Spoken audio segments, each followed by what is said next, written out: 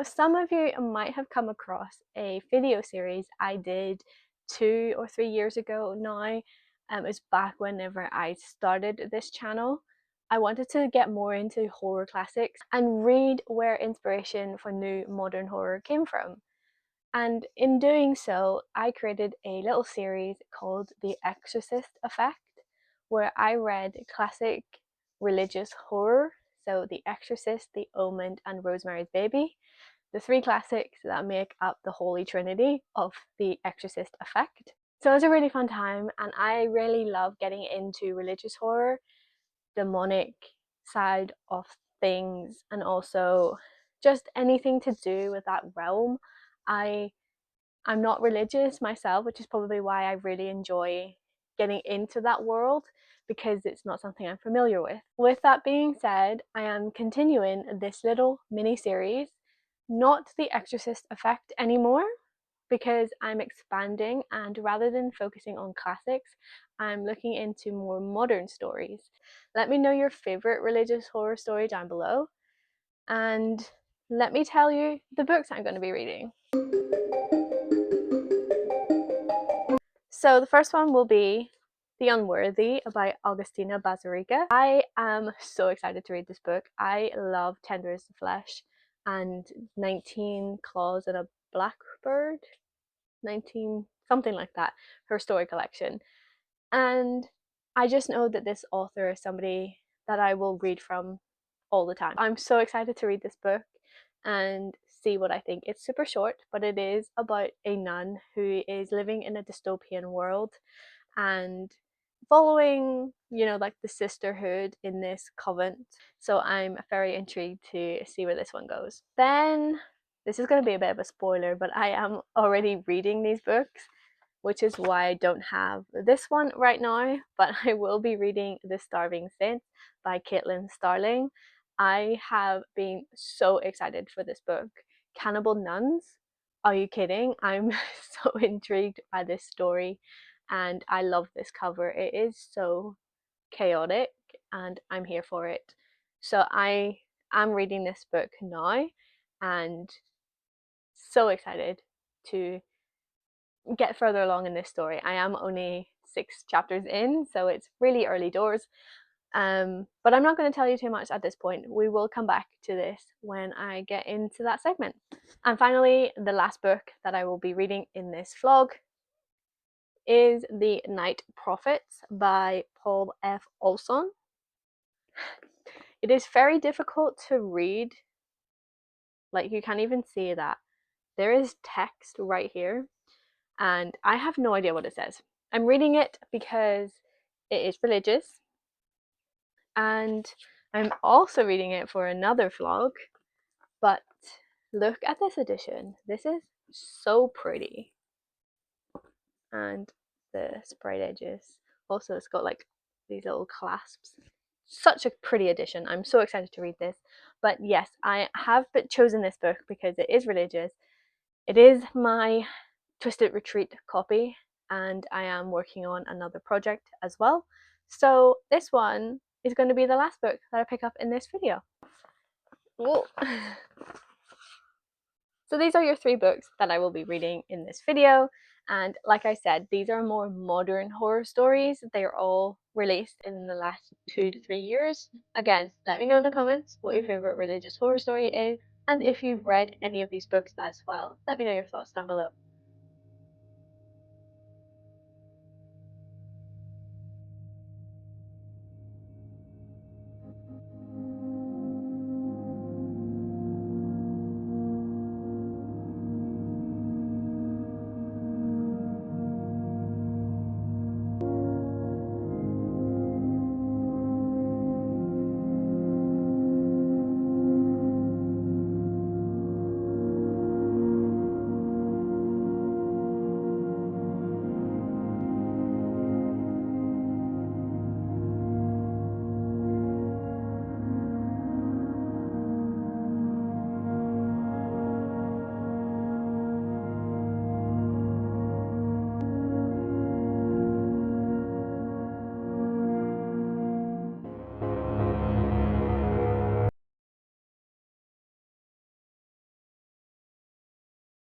I've finished The Unworthy by Augustina Bazarica, and I am obsessed with this story.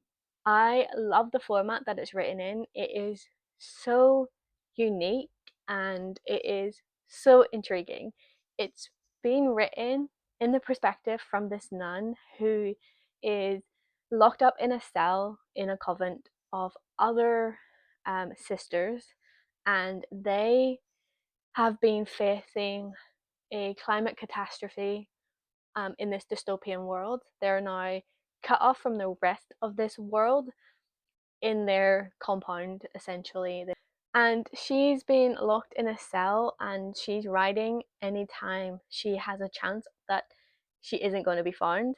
And that is just so intriguing. And I love parts of this story where it just ends because her light has run out, or someone's walking down the hallway and she's terrified that she's going to get caught writing because this isn't something you're allowed to do. So that is so fascinating. I love the style. And essentially, we're following the nun, like I said, who is locked up in a cell, but it's because they're brainwashed into this thinking of enlightenment, and there is one who chooses who's enlightened and who isn't, and the sacred sisterhood is kind of what this whole cult like convent is. The story is so bleak. I love how Augustina writes. It is so gritty and it is so brutal. It leans a little bit barbaric in certain situations that happen in this story. It is such a short book, but do not take that for granted because this wholeheartedly packs a punch. I absolutely devoured this book. I read it in like 2 sittings. I could have read it in one, but I had something to do and I just couldn't read it anymore. I wish that I could go back and reread this for the first time. And not many books can do that for me. I just ate this book up so much. And I know for certain that Augustina is an author that is literally an autobuy for me now, because I've absolutely loved everything she's written and I'm looking forward to more works that she does in the future. I'm so glad I got this edition as well, because this is the American version and I prefer this one over the UK. And I picked this up when I was in New York. So happy that it is a 5-star read for me. Next up, I am going to be moving into The Starving Saints by Caitlin Starling. This is about cannibalistic nuns, so I'm still sticking on the nun theme, but I am intrigued to read this book nonetheless. So, with that, let's get into it.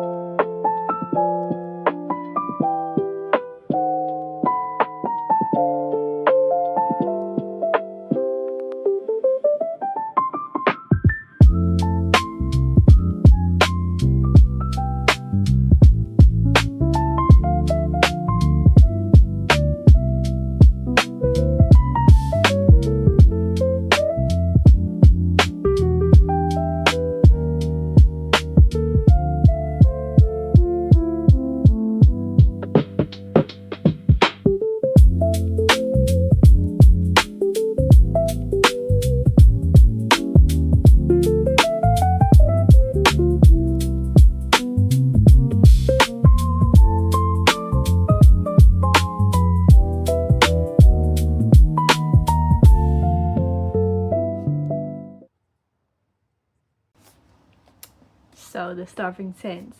Shall we talk about it? This book is so unhinged and I freaking ate this book up. I think for me, I really enjoy this type of story. Dystopian worlds, like bleak storytelling written in such a beautiful prose, it just hits. And I was really scared to read this book because I know that a lot of people have started saying that they didn't enjoy it. The writing wasn't for them. It was a bit, different. And I'm starting to realize that I enjoy different types of stories. And this one, whilst I was nervous to read it, I kind of went in expecting to like it because what it was marketed as was something that I often enjoy reading anyway. So The Starving Saints is a sapphic, cannibalistic medieval horror.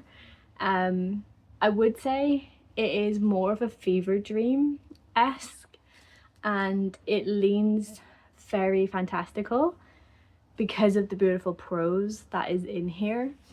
And I would like to preface and say that it has medieval horror vibes. Obviously, we are set in a castle that is under siege, and it has been for the last 6 months. And basically their food supply is running out. That is your medieval sort of starting point, and what happens throughout the story leans very fever dream and fantastical and less of our real world medieval that we know. So if you go in expecting to read about medieval times that we have started to learn about in history and everything like that, it's inspired by, it's definitely taking part in its own realm, its own medieval horrific world. Similar to The Unworthy, I would say. The Unworthy was set in a dystopian world where the climate had absolutely changed and made the outside world uninhabitable and just a very dangerous place to live. The Starving Saints is something similar, but it was more forced. So they live in this castle with the king, and they have been under siege for the last 6 months, and currently their food supply is running out. But somehow after they start to consider dwindling their numbers in this castle, they're somehow saved. There is fruitful food supply, the sick are healed, and there's hope again in the castle. And it's all because of the constant lady and her saints who arrive into the castle, and everybody is so happy with this outcome and how they have saved the people, the survivors inside this castle. And only then did it start to hit people that how did these people, these godly saints, get in? The whole castle is barricaded, there was no opening. So it seems a bit off. And the book is following 3 perspectives. We're following our war hero, Sir Voin, and then a nun turned sorceress, Focine. I'm trying to say these names properly. Focine. And then we also have Triella, who is a serving girl whose father was killed by somebody in this story. And you're getting their 3 different perspectives, which I really enjoyed. You got to learn their different motivations and the uncovering what's going on inside this castle. So because this lady, constant lady, she gives them fruitfulness, like all of this abundance, but it comes with a cost, and basically they have to devote themselves to this lady in order to keep surviving. But things start to turn really gross and really dark, and this is where it turns to a little bit of cannibalism, and it becomes unhinged, and the story is just, it takes you on a ride, like a fever dream ride that is so intriguing. And I really loved how all of this bleakness was described in the story, and it's also being told through these 3 perspectives, these 3 women. And basically these 3 women are trying to save Amar Castle from absolute destruction from the constant lady and her sins. So it is so like I said, unhinged. It's chaotic because there's so much happening. It's a beautiful story whilst being very horrific. I think it was so well written, and I think this is my first book by Caitlin Starling. I think it might be my first book by her. So I'm starting to learn that I enjoy really messed up books so much, and it just fills me with joy reading things like this. So I am so happy that this video is turning out well. I have a 5-star book already from the Unworthy, and also I think this is like a 4.5. One thing I would say though is I probably would have enjoyed a little bit more gore. Obviously that doesn't take away from the story overall, it's just, you know, those people dismemberment could have been a little bit more gruesome, but other than that it was an incredible read, and I am really glad to have read it. So now I'm moving on to the Night Prophets, I think that's the name, and I will catch you in the next bit.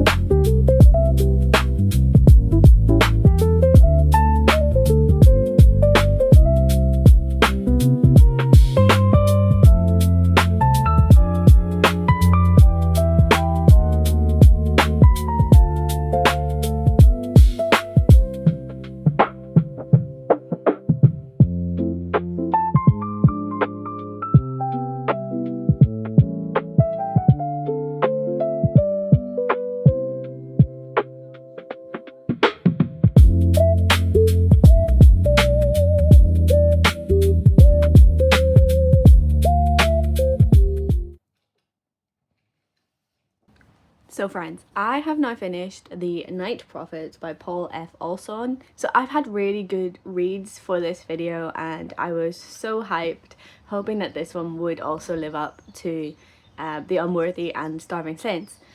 Unfortunately, this one I just couldn't get on board with. I thought that this one was going to be an interesting read because it's like about vampires in a cult, but it's like big business, and I thought it would have a little bit more darkness, and yeah, I just was expecting a little bit more from this book. But essentially we're following a man who loses his dad, and he joins this cult, this Universal Ministries. So he joins Universal Ministries as a way to kind of learn a little bit more and kind of seek his own justice in a way. And yeah, the book was just really boring. There was so much happening without anything truly happening. The book is like 400 odd pages long, and you didn't really get into the meat of the story until near the end. This was like an expanded story. I know in the 80s when it was released, it was cut back, and I think that edition is probably a little bit better because it doesn't have all of the waffle included. I didn't enjoy this one as much as I was hoping, like I've said. I just didn't really vibe with it all that well, and I think mainly because it's set in our world as well.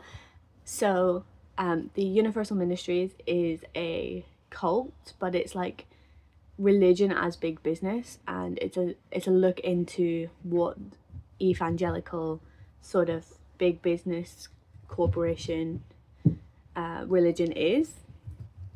So that was kind of interesting, but I think the overall premise just didn't land, and there was not a lot of action. Yeah, it just fell flat for me, and I wasn't much of a fan. I was expecting a lot more like religious stuff and actual God being involved and things like that, but it's really just people and like vampires rather than religion and God and like nuns and that sort of thing. So I think this book, whilst it does lean towards religion, it's more a case of corruption and real life people. Obviously vampires aren't real, but it does center in like the real world for us. Whereas the other two books that I've read were like fantastical worlds. They were stuff that we don't really see. So I think that's where the difference lies for me. I'm not going to delve too much into this book because, like I said, I didn't enjoy it as much as I was really wanting to. So I'm going to leave it there. So that is now the end of this video. I hope you have enjoyed. Let me know if you've read any of these books and if you're planning to pick any of them up. I would love to know. My favourite is definitely The Unworthy from this video, but in a close second is The Starving Saints. They were both incredible books and I'm so happy I've now finally read them. I guess until next time, keep your pages turning and embrace the darkness. Bye!